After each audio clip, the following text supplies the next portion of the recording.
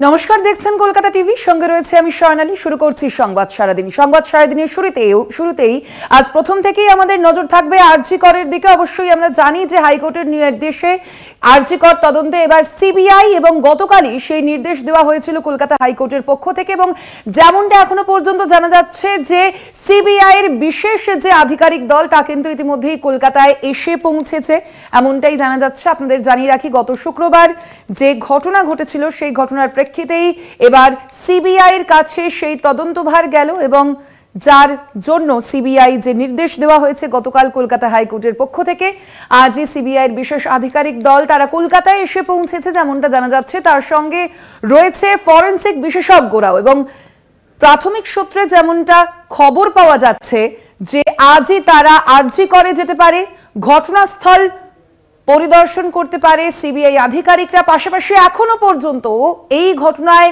গ্রেপ্তার করা হয়েছে সঞ্জয় রায়কে, তাকেও জিজ্ঞাসাবাদ করা হতে পারে এবং হেফাজতেও নেওয়া হতে পারে। আমরা কথা বলবো এই বিষয়ে। ফোন লাইনে রয়েছেন আমাদের প্রতিনিধি দেবপম সরকার। দেবপম, এখনো পর্যন্ত কি খবর রয়েছে, সিবিআই দলে কারা কারা রয়েছেন, এবং অবশ্যই আরো একটি বিষয় জানতে চাইবো যে আজকেই কি তারা আরজি করে যাচ্ছেন, এবং যে ধৃত সঞ্জয় রায় তাকেও কি আজই হেফাজতে নেওয়া হবে? এখনো পর্যন্ত কি খবর? দেখো স্বর্ণালী, কিছুক্ষণ আগেই সিবিআই 7 জনের একটি বিশেষ দল, তার ভেতরে ফরেনসিক বিশেষজ্ঞও আছে, এবং 7 জনের একটি দল সিজিও কমপ্লেক্সে এসে পৌঁছন, এবং তারা এসে কিন্তু এখন এই মুহূর্তে সিবিআই দপ্তরে আছেন। এবং যেটা জানা যাচ্ছে বেলার দিকে তারা কিন্তু এখান থেকে বেরিয়ে প্রথমে হয়তো লালবাজার যেতে পারেন, এবং সেখান থেকে যাবতীয় কিছু নথি, সেই নথি কিন্তু নিতে পারেন, এবং নেওয়ার পরে কিন্তু তারা সিদ্ধান্ত নেবেন যে প্লেস অফ অকারেন্স যেখানে হয়েছিল সেখানেও তারা যেতে পারে। কিন্তু এখনো পর্যন্ত স্পষ্ট নয় তারা ডাইরেক্টলি এখান থেকে আরজি করে যাবেন কিনা বা লালবাজারে যাবেন কিনা। কিন্তু যেটা সূত্র মারফত আমরা জানতে পারছি, এই 7 জনের টিম কিন্তু আজকেই কিন্তু লালবাজারে গিয়ে কিন্তু আরজি করেও যেতে পারে, এবং পরবর্তীকালে তারা সিদ্ধান্ত নেবে যে কবে তারা সেই ধৃত সঞ্জয় রায়কে নিজেদের হেফাজতে দিয়ে জিজ্ঞাসাবাদ করবেন বা প্রক্রিয়া চালাবেন। কিন্তু এই মুহূর্তে তারা কলকাতা বিমানবন্দরে নেবে, সেখান থেকে তারা সোজা সল্টলেকে সিবিআই দপ্তরে, এবং এই মুহূর্তে সিবিআই অফিসাররা বিশেষ যে টিম এসছে তারা সিজিও কমপ্লেক্সে আছে। একদমই দেববম, সেক্ষেত্রে এখনো পর্যন্ত কি খবর রয়েছে যে আজই কি সঞ্জয় রায় অর্থাৎ ধৃত সঞ্জয় রায় তাকেও কি হেফাজতে নেওয়ার সম্ভাবনা রয়েছে?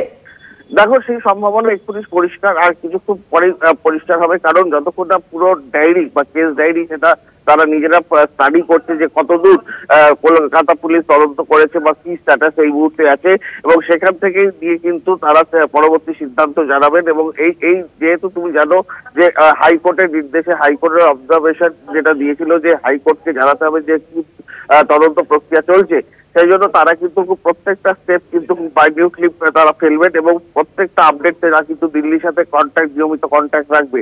সব মিলিয়ে বলা যেতে পারে প্রথমে তারা কিন্তু আজকে প্লেস অফ অকারেন্সেও যেতে পারে, এবং পাশাপাশি লালবাজারেও যেতে পারে সব তথ্য জানার জন্য।